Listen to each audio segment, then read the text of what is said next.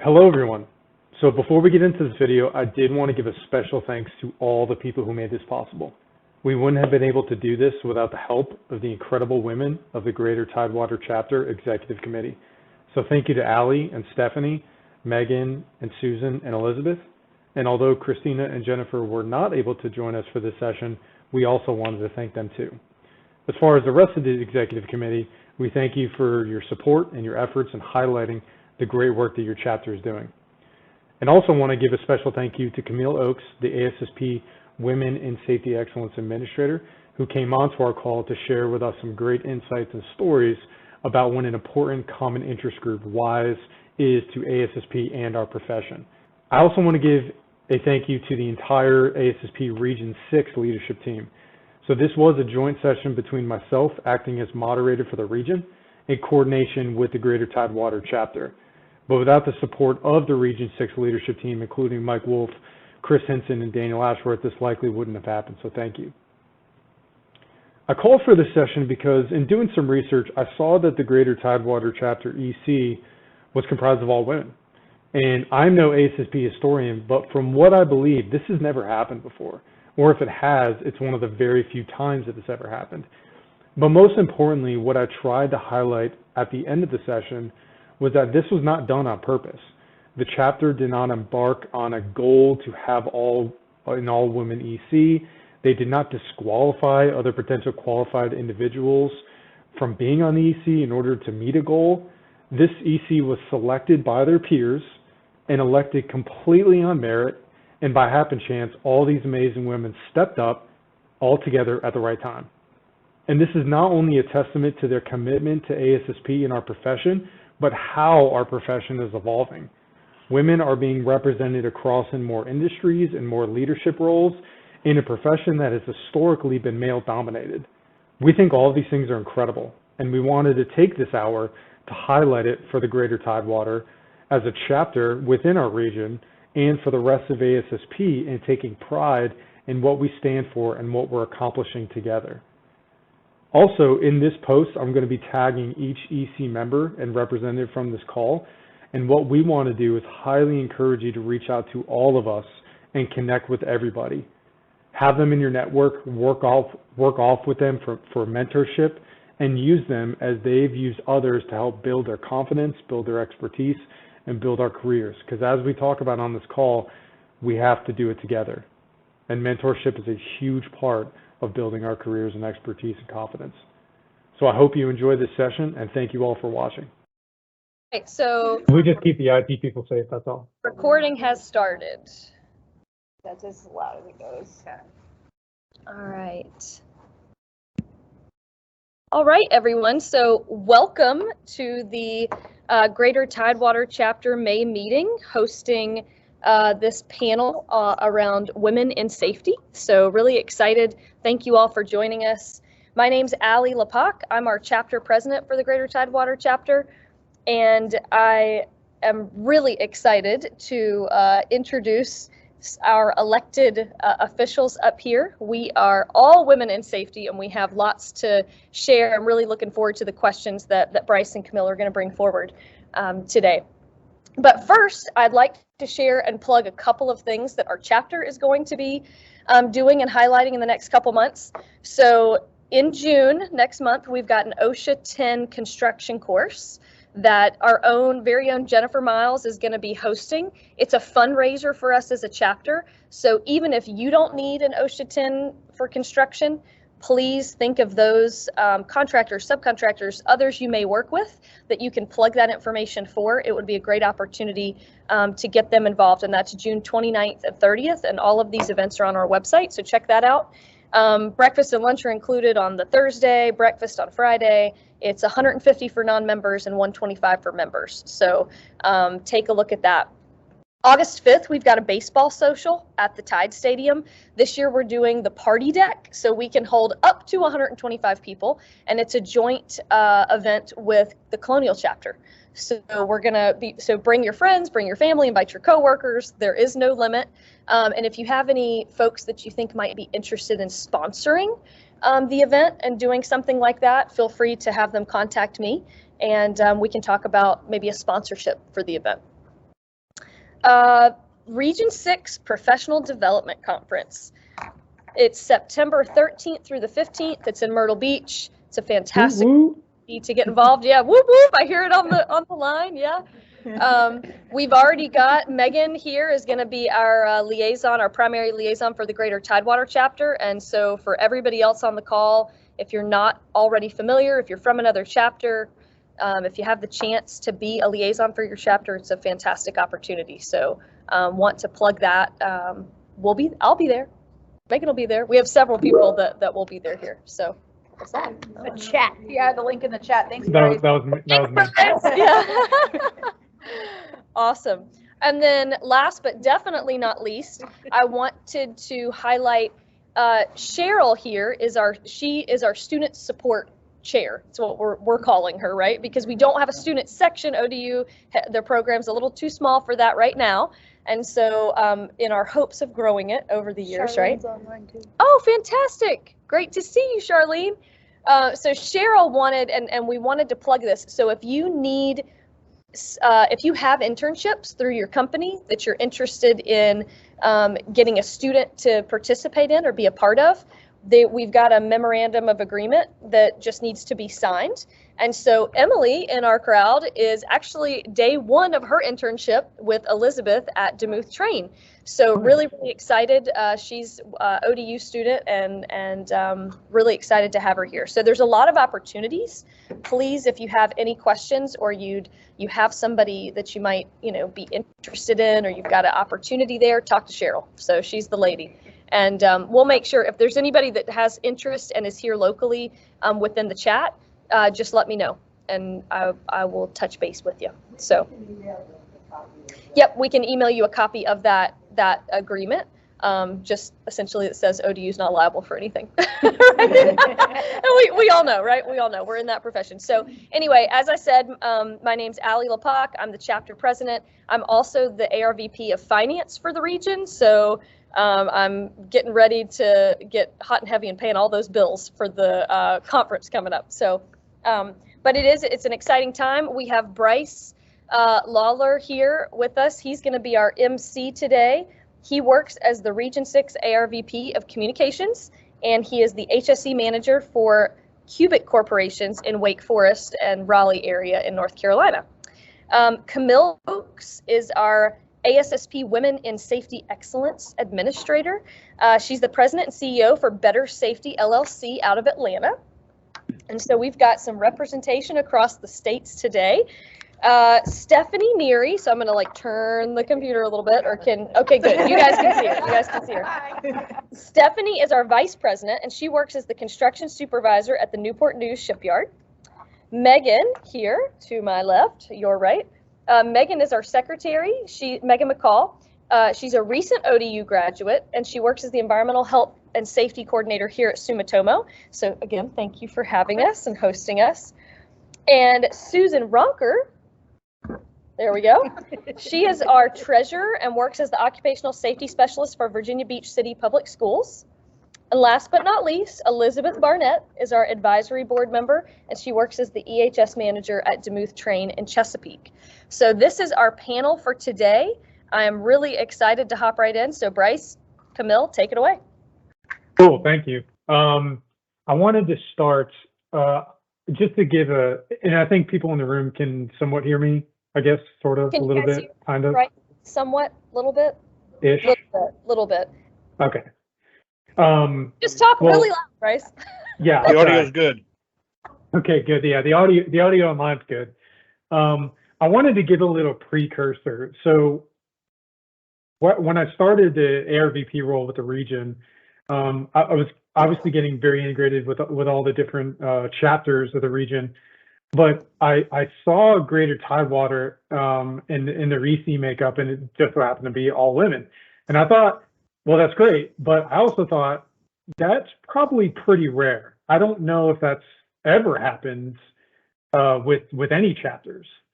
And I'm sure there's historians of the ASSP that could maybe tell me wrong, but I would venture to say that that's probably a pretty rare thing to happen. And it's pretty cool. So I wanted, I asked you ladies to hop on a call, because I wanted to talk through kind of the evolution of the chapter and how the EC is made up today. And hopefully with Camille's help as well to try to promote WISE more and get the message out to other women in our field that might not know that there's an all-woman GTC EC, which I think is pretty cool. And just women in safety excellence in general, the common interest group in relation to ASSP, and then what we do with our industry. So I guess I'll start, and I'm just going to ask questions. I want this to be a completely open panel. I have some questions that I want to ask all of you, but y'all are the stars. So take it away as we go. And I've asked Camille to kind of step in as she sees fit. And so I guess I'll start with you, Allie. Okay. You're the president, and you're the president. I think you've been the president now for 2 years, or is it just a 1-year term? Okay. We have a 2-year term, so I'm coming up on the end of my first year. Gotcha. Okay, cool.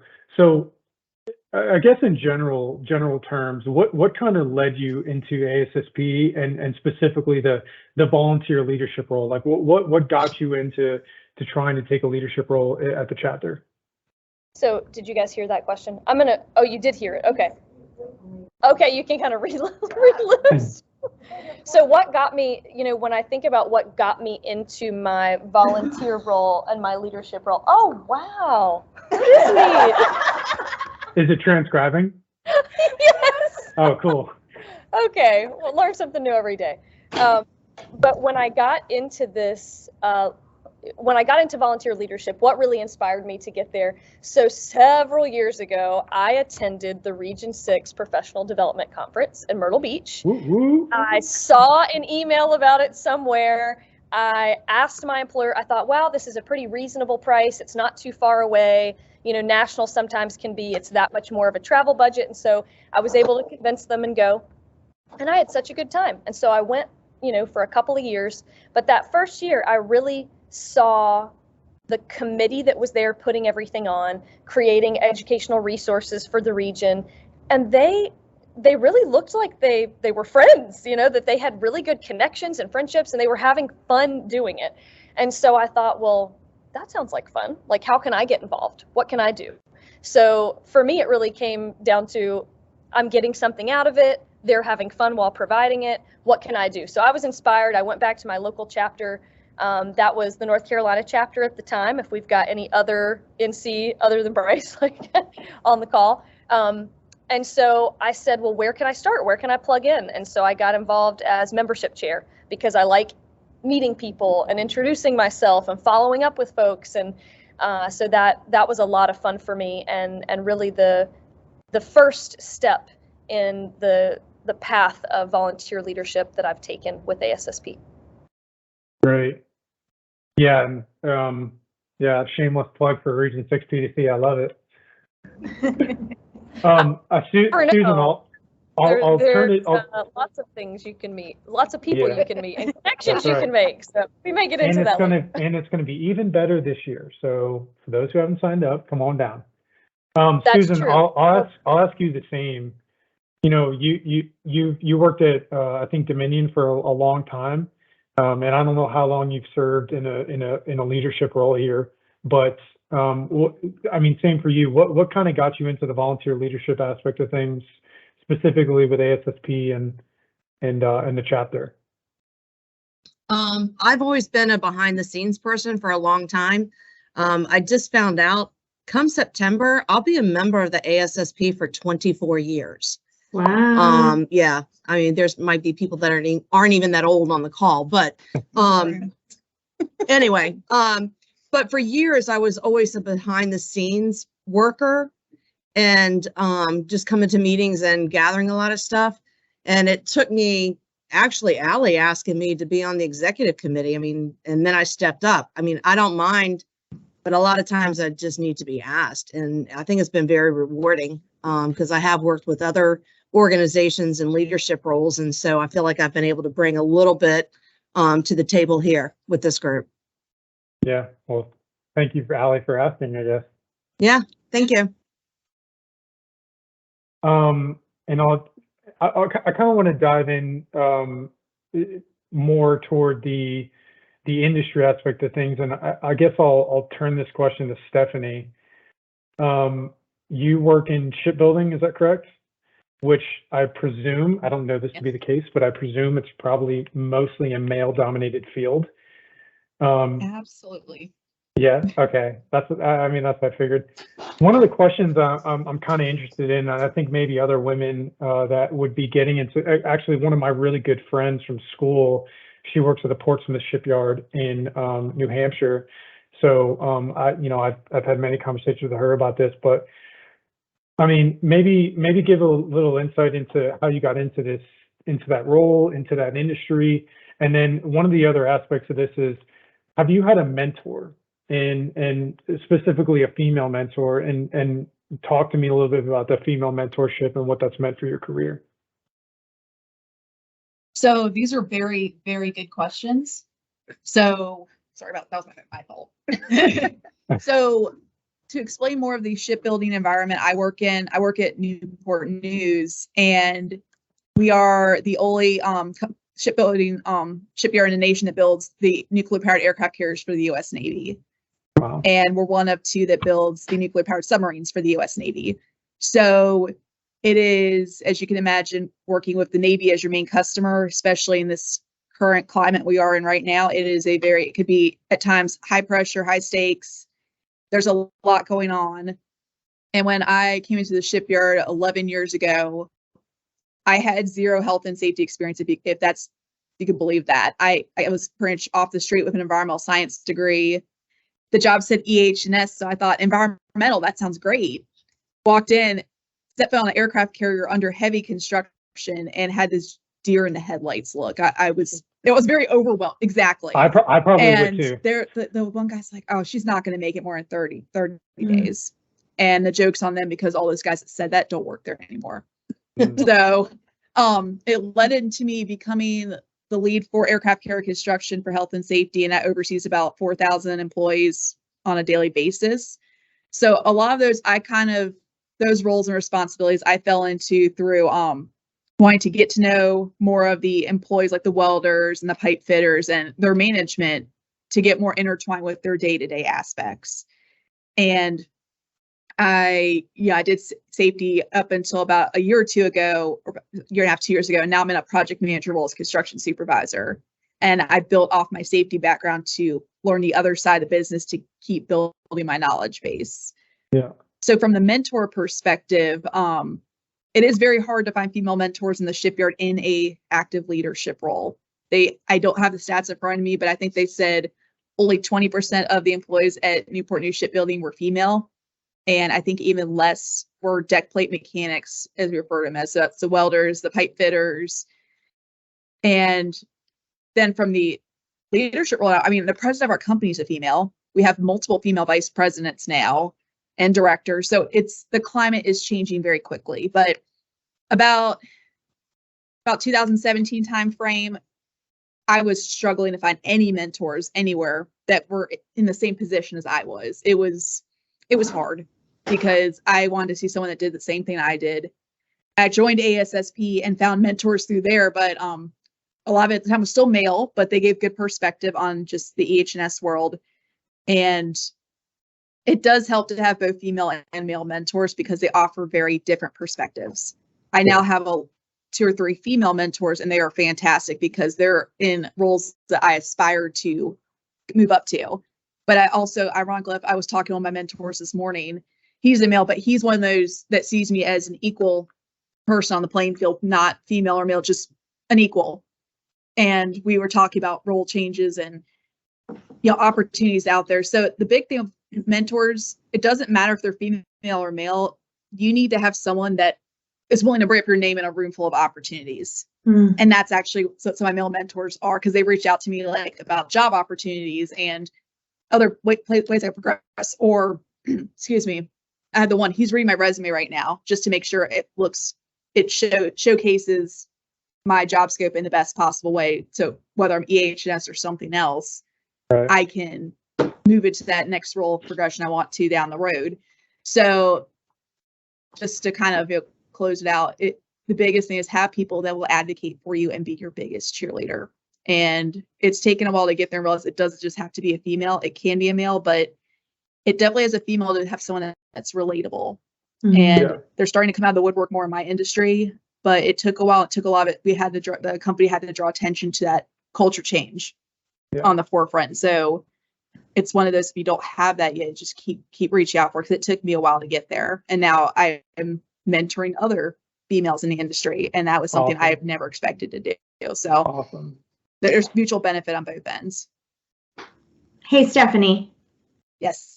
Hi, thank you for sharing. Can you tell us a little bit about how did they become your mentors? Like, would they call you my mentee and mentor? Is it kind of like an official relationship or unofficial? If someone was looking to get someone internally, how would you suggest they kind of start that relationship?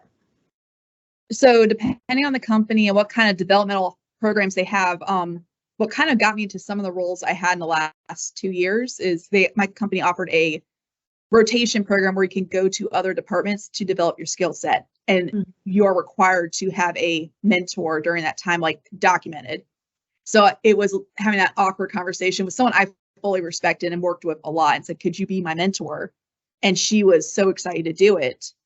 And then what happened was she left the company about a year ago. And while we didn't need an official partnership anymore, I still wanted to have someone to talk to.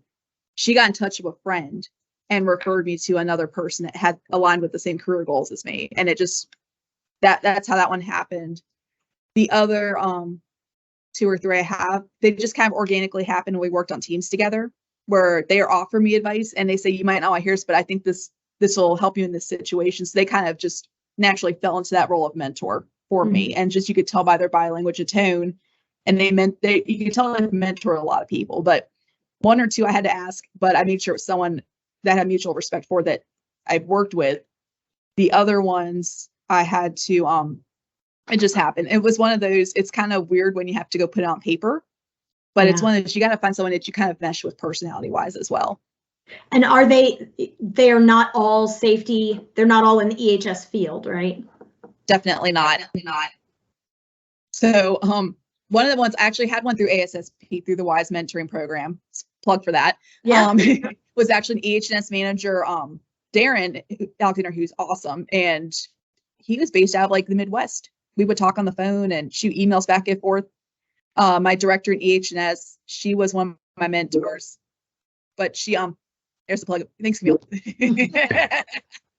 And so from there, she had worked all over the shipyard. She worked everything from finance to HR to construction, like I do now, and then was the EHS director. So I leaned on her pretty heavily because she had a very expansive background. And then from there, like my other mentors have been all over the place. Some have been former military, some have been pipe fitters, and now they're superintendents and directors of the company. And they all have very unique and diverse backgrounds, and that's what draws me to them. But then they bounce stuff off me, so we're learning from each other. And was there a question that popped up in the chat? There is. Mike Wolf said, how often do you meet with your mentors? Are they regular or scheduled?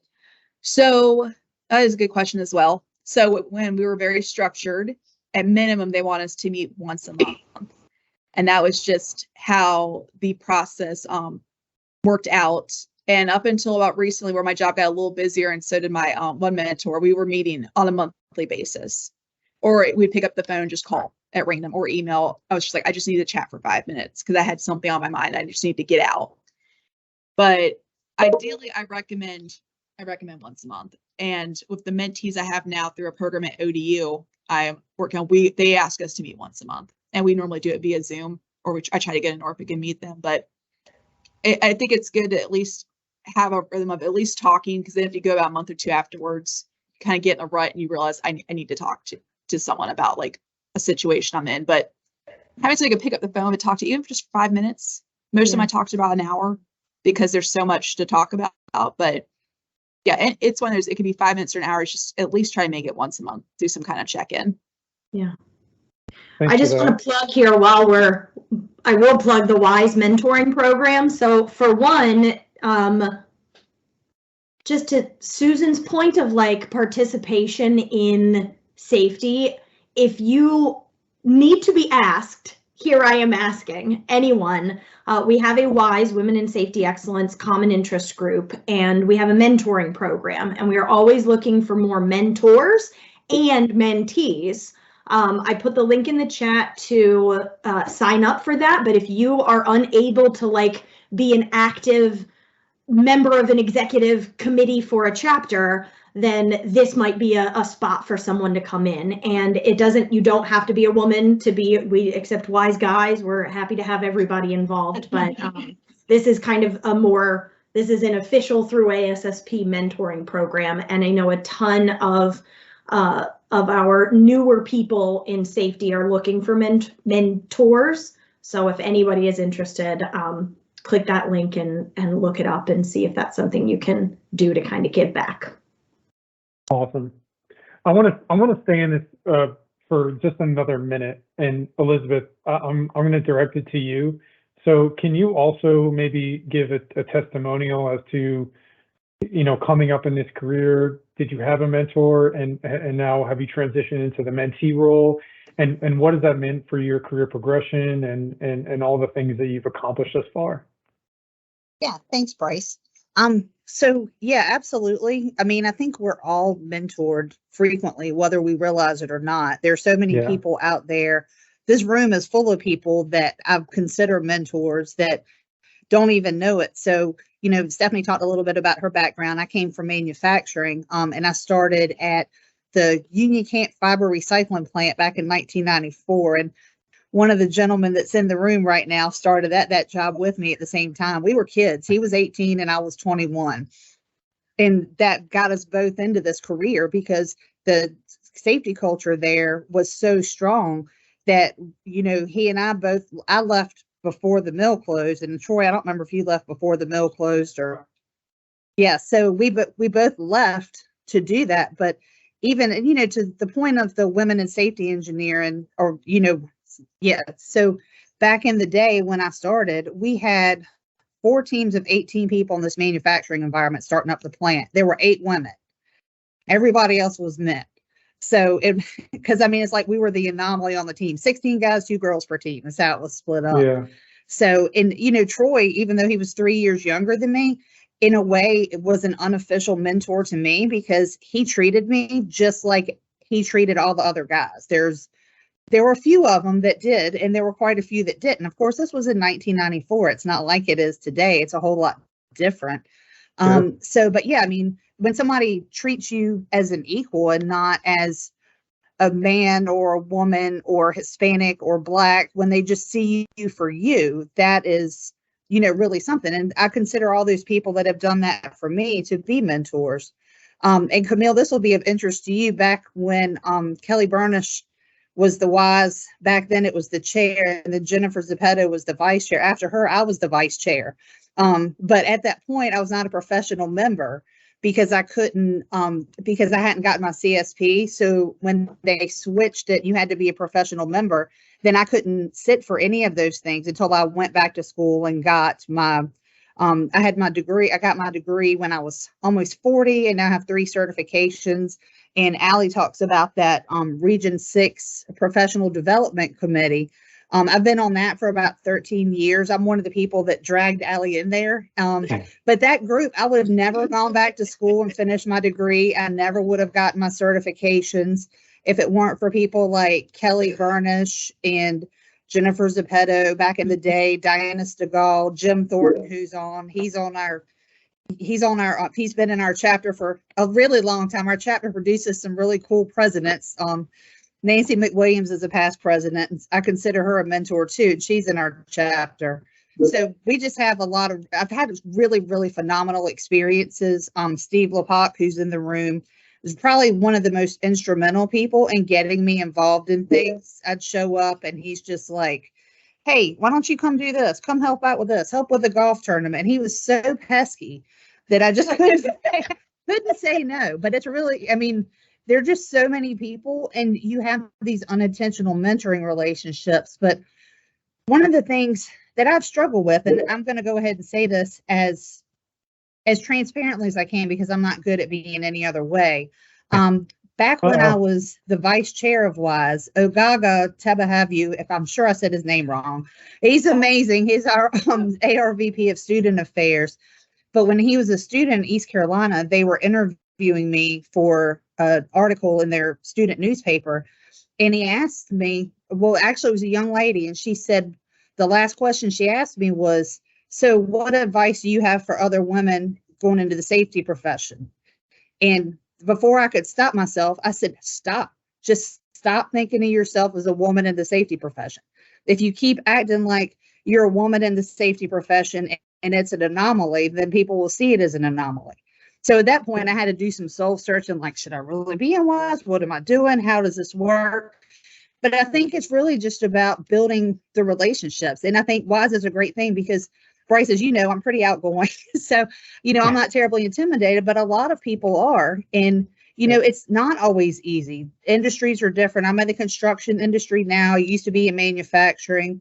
Depending on where you are in the demographic makeup of your organization and the culture in the organization. I mean, it's really, I think, one of the things that you had on there is a tentative question is, should we have these conversations about, gender and race and things like that, or is it old? And I think it's relevant because it's always relevant because our society is evolving and changing, but I think it's really important for all of us to just see ourselves for our individual worth and just don't pigeonhole yourself.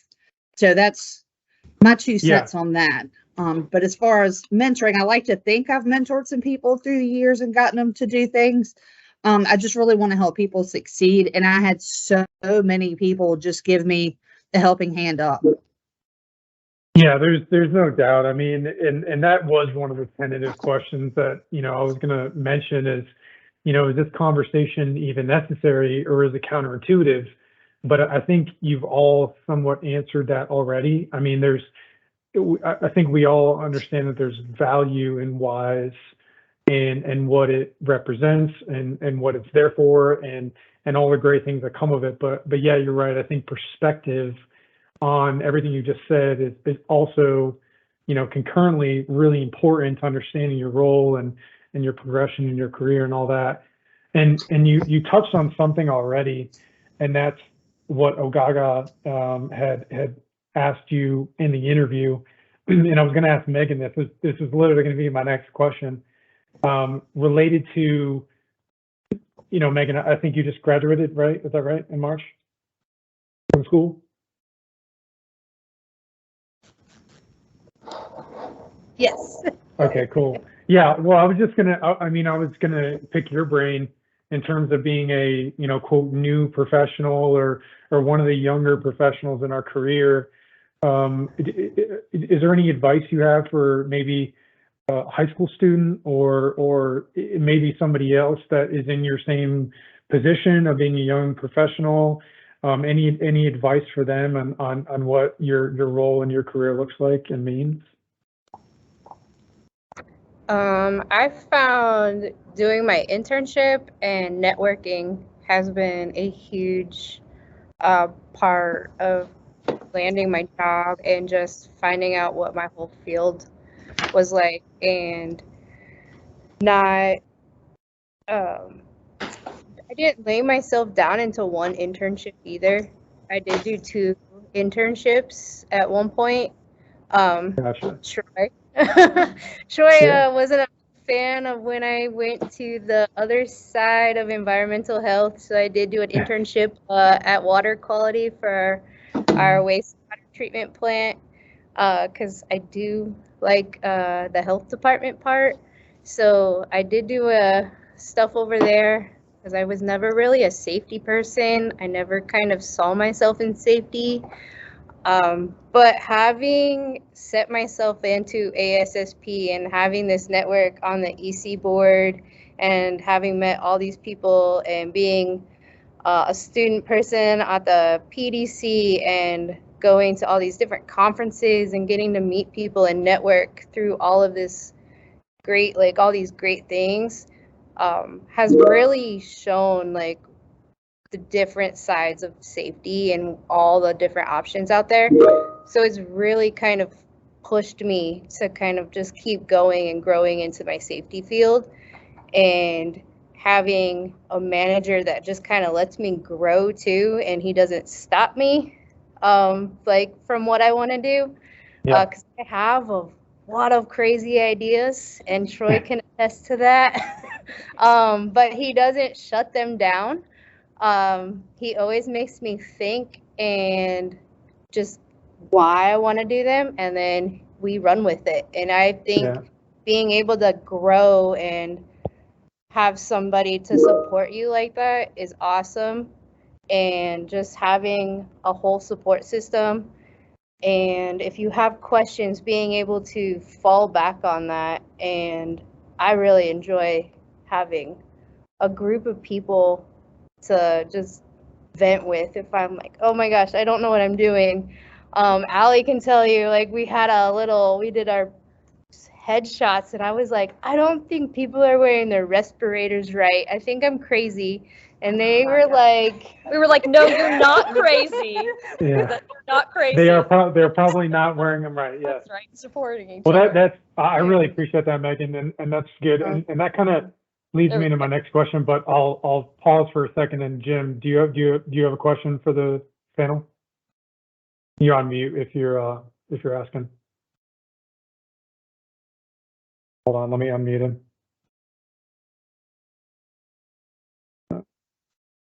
Here we go. There, Jim, if you want to come off mute, you're on mute. There you go. Nope. Not yet? No. Right now. Oh, there you go. There you go. I'm sorry. That's all right. I'm going to take just a second because I know I'm hogging the mic. Number one, sorry I'm late. National board meeting. Number two, very rich discussion. Very rich discussion. I enjoy listening to this stuff. Number three, I just want to point out that when we talk about people we serve, we don't see race, we don't see color, we don't see ethnicity, and we see people as our product. And all I want to say is I'm very proud to be in a profession that sees that helps people for what they are. And that's all I want to say. Thank you. Somebody can mute me if they want to. You sure you don't have another question? I don't want to have to figure out how to unmute you. Yeah, thanks, Jim. I appreciate it. Yeah, so piggybacking off of what Megan already talked about, I'll go back to you, Allie. And one of the things that I think is important for our continued discussion with ASSP and specifically Jim, what he's coming into in terms of WISE, in terms of women in safety, or just the safety profession in general, in terms of what the chapters and the region levels are doing. Do you think we're doing enough? Do you think we're reaching out to students more? Do you think we're participating and getting more involvement? Do you think we're doing enough, or do you think that there should be more done? And we could take the angle of WISE and women in safety specifically, if you want, or you can discuss, just in general terms. Do you think that we, as a chapter, as a region, as a national level, do you think we're doing enough? So, it's interesting. I'll share this. And Camille, pipe into as Allie's talking. I have a lot to say. Yeah, go ahead. Yeah, Allie, go first. Let's all spin. So when I was and remind me to unmute him. When I was in college, I never heard anything about the ASSP program. I didn't even know what ASSP was. Nobody told me. I went to East Carolina too, but at that time, the people that are in place now weren't in place at that time, and so they didn't have a chapter at ECU at that time, right? I got involved with ASSP a couple of years into like being an early young professional, and when I did, it kind of has instilled in me a passion for wanting to educate students, make sure that they're aware, that they know, like, hey, there's a network out there to help you, so you don't have to feel like you're just on your own, or you just have the people that you're working with in your first couple of jobs. And so that really ties in for me, because as a region, even bringing this forward, even bringing this education forward, to have this panel that we're sitting here sharing today and sharing online, that's the step. Education is the continued step. And so I'm really excited that, you know, Bryce, you and Camille brought these ideas forward, because this is part of it. This is how we continue that. This is how the region and the chapters do well, is to keep the conversation going, right? I think, you know, to Elizabeth's point, like, no, we don't want to pigeonhole ourselves, and there's, you know, this focus that you're just a woman in safety, and like this, we need to look at this specific issue. But I think it's important to make sure that it's an inclusive and safe enough environment that we're providing to other professionals to have those conversations, to bring those questions up, to have somebody that you can call or vent to when you have, you know, when you have the need. And so we recently went, this year, we attended the VOSH conference in, was it Newport News? Mm-hmm. Yeah, Newport News. And so even attending a conference, having a booth, having those discussions, we did there was a student social with AIHA and National NEHA, yep, the National Environmental Health Association. And so joining that, meeting the students where they're located, and being able to have a drink and just talk and share and share the value of what ASSP brings, that's the start. So I think it's planting that seed, and then realizing that I met all women at that student social. It was all women that were there, right? Whether they were recently graduated, soon to be graduating, like Emily's in the crowd, right? I'm pointing at her, and some new students that are also interested in getting involved. It takes being a strong role model as a woman in safety too, right? For those of us that are, let's be that and continue to be that, and bring that conversation forward, that we can have these open discussions in a safe place to vent, to address issues that come up. I think we've all had, whether it's a difficult personality, cultural issues with women versus men and different cultures in the workplace. I mean, the list goes on, and being able to just have each other to talk with, right? It's really helpful. So we did the ASSP meeting at ODU too.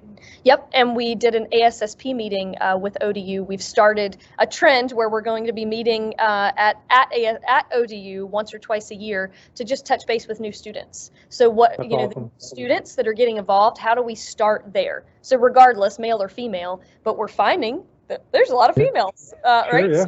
But I think part of this goes back to, it's not just specifically what we can do for women, but how can we be reaching, like putting ourselves in places to reach out and promote. And then as you do, being able to bring up the WISE group, being able to bring up and be the resource and the role model for others. So Camille, I know you said you had a lot to share.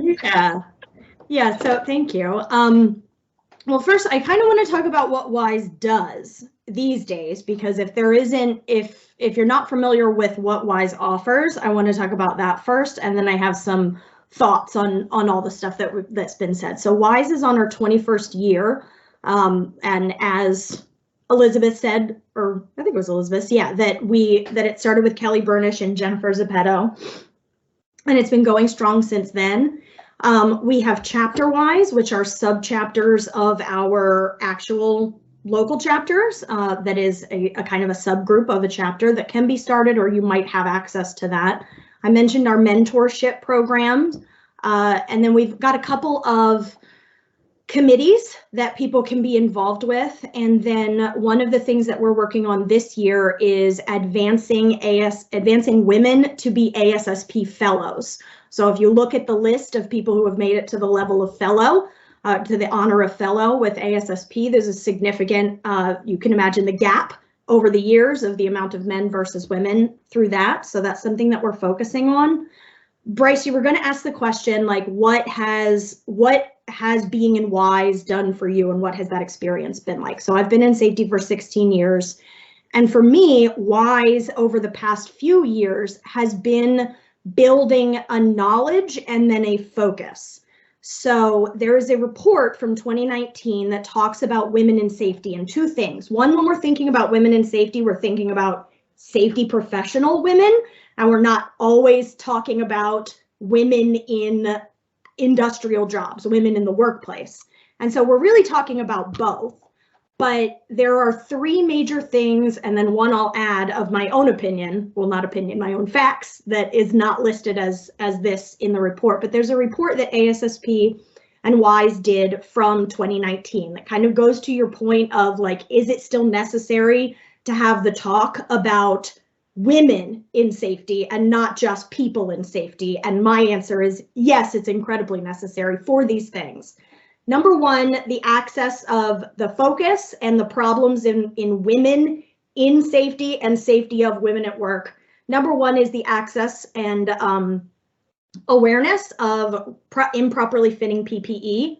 So women are not, we're given PPE that doesn't fit, that puts us at a danger, that manufacturers create the idea of shrink it and pink it. So I'll just take a regular vest and I'll make it an extra small and I'll turn it pink. And then it fits all women. And hey, I like pink too, so I'm down with it. Women in the audience know quite well, I'm 5'9", and extra small has not fit me since 4th grade. That's not happening. Also, I don't like pink. So doesn't solve it, doesn't really solve it, but it's what we are seeing from like a manufacturer level. Secondly, women are typically the number 1 or number 2 cause of death for women in the workplace is workplace violence. So we think of workplace violence as an active shooter, a disgruntled employee, but for women, we are killed by our intimate partners at work. So it is also a significant, typically the number 1 cause of death for women. So we have different exposures than men. And then lastly, in the report, it talks about the gap of women in safety leadership. So what Stephanie was saying is like, it's few and far between to find a VP of safety at all, but then to find a VP of safety that is a woman with an actual safety background. So that still remains as significant. Additionally, and unfortunately, if you were to go to the BCSP salary survey, you will find that women make significantly less despite all of the same qualifications, the same length in industry, the same number of employees, the same title, the same degree, the same number and type of certifications. We make 90% of what a male makes. And this continues. And so I've been in safety for 16 years. We have new people coming into safety. We have people with longer experience, and all of these things continue. So we can say that we don't see gender and we don't see race and we don't see all of these other things, but they are actually affecting us. And it is specific to our gender. And then when you add in other factors, those things are showing up. So WISE is important in that way, and having this conversation in that way is important. What I will agree with is, Elizabeth, the idea that we can't say you're a woman in safety and that means to be one way, that it can be a pigeonhole, because it really can be. And Bryce, you were also going to ask, what's that piece of advice? What's that one piece of advice? And for me, I would say that what I would say to my younger self in safety is actively, aggressively be yourself. And if yourself is the feminine, where you've got a pen with a flower on it and a pink notebook and you like the pink vest and the pink hard hat, that doesn't mean you're not intelligent. That doesn't mean that you're not as smart, as good of a safety professional, as good as someone who is presenting as more masculine in a male-dominated workforce. And if you want to be that, then be that. That it's about like being who you are, and it's gonna maybe be uncomfortable, especially if you're the only woman in that room, which unfortunately is still the case for a lot of us. That's my soapbox. That was great, Camille. Yeah. What happened? I blacked out. Jim, you want to follow up? I do. A little bit of a plug here. Camille mentioned women fellows. This is disappointing to me. You can count on 2 hands the number of women fellows that exist in our organization. There are a lot of reasons for that. First is there's a 15-year requirement, and many of the women are new to the field, and so maybe not have had the 15 years. And then they're recognizing that when I was VP of COPA, I appointed 2 women representatives on that committee who were not fellows to stimulate interest in that. So I would encourage WISE and all of you to really think about building that cadre of representation in our organization. You know, women need to be represented. I think there's probably women out there who do fit the bill, and maybe don't know the process or haven't been encouraged. So I just want to leave a little commercial about getting the word out to women who are eligible to apply. Thank you. Well, that was great. Camille, I think I'm just going to take that clip and use it as my hot take and post it everywhere. Good. So, yeah, no, that was really good. All really important, and I think sharing this with others, you know, after this call is going to be really important as our follow up. So I guess I won't keep everybody here too long, but I do want to close out. Specifically staying on the topic of WISE, women in safety. If anybody else on the panel wants to share experience that you've gained specifically from being a member of WISE or being involved in WISE or being involved in a chapter or ASSP, you know, I think we'd love to hear that. And I think others who, you know, may not be involved in WISE or may not be involved in ASSP, we really want to use that as information to get out to them, to reach them, reach new audiences, and try to get people more involved. So if anybody wants to share, you know, their experience that they've gained, I think we'd love to hear that. I can cover that, Bryce. So I joined ASSP in 2018, and I pretty much signed up for WISE immediately when I joined. So my first experience with ASSP was I had seen a flyer for the national conference at another safety conference I'd been to, and it was for San Antonio, which travel budget's pretty big for that. And I went to my department and said that if this is the only travel you give me this year, can you please send me to this conference? Yeah. And that was probably the best decision I could have made, because I walked right into the WISE lounge and just saw a room full of female safety professionals. And I'm like, this is amazing. And we all had stories that were relatable. We had things we could in college. Like I talked to one of the people, Rosa Correa. I think you know who I'm talking about, Camille. And she was writing a book on psychological safety. And I was telling her about my experiences working in shipbuilding and safety. And then she interviewed me for this book. And it all started with that one conversation at my first ASSP conference. That's awesome. And then from there, the next year I went to the national one again in 2019. But coming back from 2018, the biggest thing is I was like, I need to find people at the local level. And that's when I attended my first Tidewater meeting.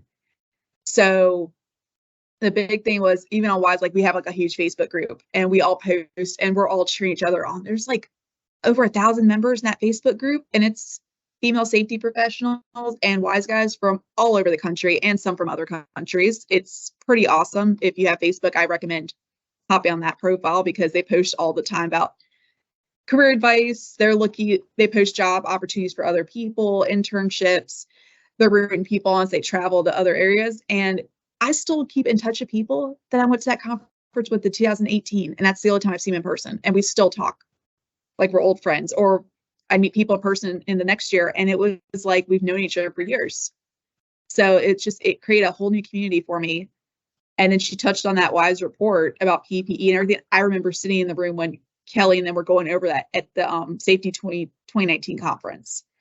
And I had dealt with a lot of that over my company. I was actually working PPE projects for the shipyard at the time. We were trying to get some female fitted PPE in, and those conversations were not happening a lot. So it made it very hard to push that with, people control the checkbook. Like you can't just shrink it and pink it. You've got to make other sizes and welding gloves, coveralls, things like that. Cause I actually got to go try welding and I could not even pick up like the gear for welding because the gloves were too big.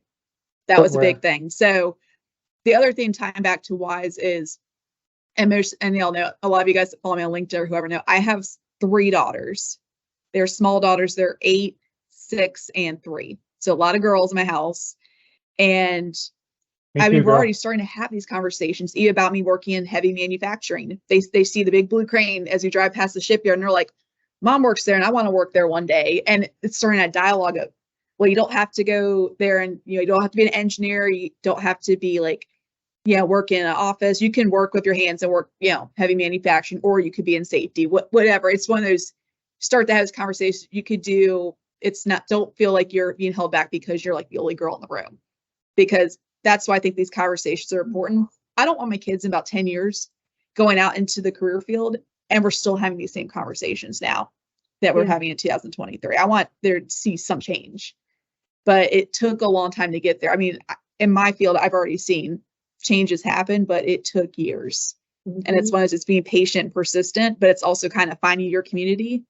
And that's where WISE really helped me out, because even when I started to transition it into a different role, I had people cheer me on, like, that's amazing, because now I'm getting to expand my knowledge base, but I'm still getting called for safety things, and people still have put me up for opportunities because they started with seeing me as a safety professional. Yeah. So it's amazing that, you build these networks and communities, and it leads to other great opportunities. So that's where I think WISE is a great community. And I mean, anyone's not part of it, I think you should at least, join. And nothing else. We started a lot of conversations we had started on Facebook, honestly, when I first started. So it's definitely a good community. And Camille put the plug in the chat. Thanks, Camille. But yeah, it's a very good group, and I definitely recommend it. And if you're going to the safety conference, do one of their meetups. On top of that, I also she got it. There you go. And yeah, and I've done the PPE fashion show one year, and that was a lot of fun. And it's more fun now because I hear it's in the main hall now, so that's huge. But that's where they also showcase female fitted PPE, and some of it was I still use some of the best in that equipment. It's awesome. Yeah. So yeah, we're starting to have this good dialogue, and never underestimate the power of social media, with LinkedIn or Facebook, because you're seeing all kinds of stuff come out of the woodwork now that wasn't there about 5 or 6 years ago. That's awesome. Yeah. And I just want to say to all of you as the executive committee, like, everything that you're doing on a day-to-day basis, as a person in safety is, you guys are changing the world by making it, by just being who you are in the workplace, is changing the world and is making a difference in, like, the kids that are watching you and the people in the workplace that are watching you. Your work is speaking for itself. And, if you're good at it, people ideally will see you that way. So I wanted to thank you for everything that you were doing to advance this, just for me as another woman in safety. Before I close out, does anybody else want to share?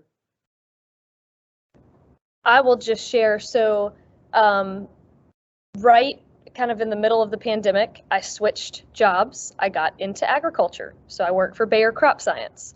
And for me, in the roles that I have been in up to this point through my, 13, 14 years so far in the profession, there hasn't been, I haven't been in shipbuilding. I haven't been in construction. I've been in other industries where, maybe the demographic has always been higher male, but there haven't been some of these stark differences, right, that are like directly in front of you to have to deal with.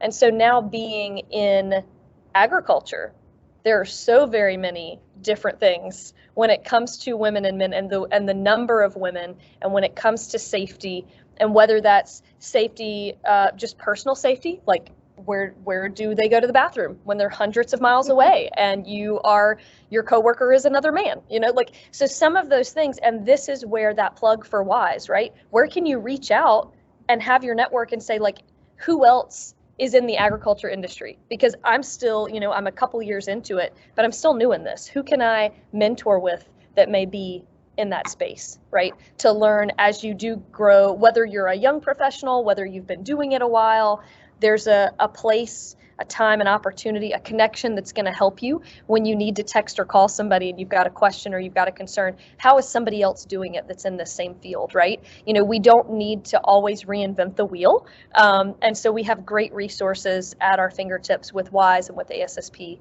that we can use. So. Have any of you seen the Clean Harbors Undercover Boss episode? Has anybody seen that? Undercover what? Undercover Boss. Oh. You know that show? I know the show. But I know the show. I know the show, but I haven't seen that episode. Yeah. Well, it was interesting. You reminded me of that episode. On that episode, the boss followed a female worker, and when she was done cleaning one of the tanks, she went back to change whatever, and he's like, oh, I'm gonna go shower, and she's like, well, there's no shower here.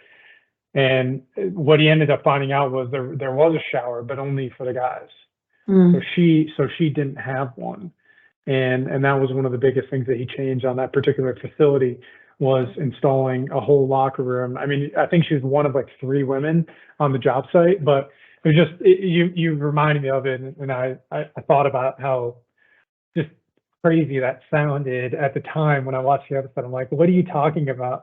But yeah, these are common things that need to be addressed, and I think that's why it's important that this group exists. Yep. So we are at the top of our hour, and I think that this has been an incredible discussion, and now that we've recorded it, I want to try to get some of this message out to others, because I think the things that have been shared today are really important, and I know. I mean, I was just on LinkedIn over here, and I know that there are already people that are clamoring to hear more about what you all have to say. So I think it's going to be good to get this out. But I did want to just say thank you, number one, for all you guys are doing for Virginia and for your companies.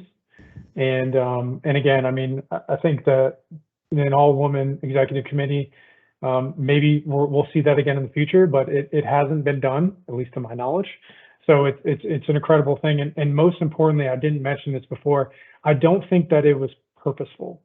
And I think that's a really important fact, that you all didn't go out and said, hey, we're going to get an all women EC. You didn't do it. It just happened by chance. And I think that that's a really interesting shift in where our industry is, just by means of it happening naturally. I think it's really interesting and important. So thank you, and I really appreciate you all being on this call. And thank you to Camille for her incredible hot take on plugging Wise and all the good things it does. Yeah. And yeah, if anybody has any questions that's on the call or in the room, I mean, you're more than welcome to ask them now. Otherwise, we'll adjourn. Anybody have anything that they want to mention, or just give a shout out to this great panel?